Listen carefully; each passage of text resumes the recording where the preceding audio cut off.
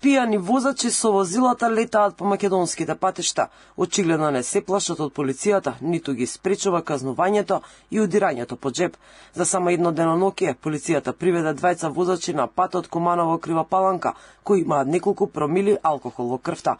Едниот имал 1,58 промили алкохол во крвта, а другиот возел Рено со скопски регистарски таблички и во крвта имал 1,60 промили алкохол. Полицијата ги привела во полициска станица и им поднала кривични пријави за безобзирно управување со моторно возило.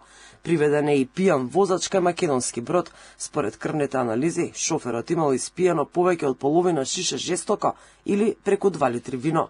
Полицијата во македонски брод приведе 56 годишен возач со 2,82 промили алкохол во крвта, откако бил затекнат на лице место како го управува возилото во алкохолизирана состојба. Возачот веднаш беше исклучен од сообраќај и задржан во полициската станица. Со ваквите действија ја заштитуваме безбедноста на сите учесници во сообраќајот. Нема да дозволиме несовесни поединци да го загрозуваат животот на останатите граѓани. Освен што возат пијани, полицијата привела уште двајца возачи кои на автопатот Скопје-Тетово и Тетово-Гостивар летале со над 170 км на час. Едниот има 19 години и возел речиси дупло побрзо од дозволеното. Другиот има 27 години и возел со брзина од 173 км на час.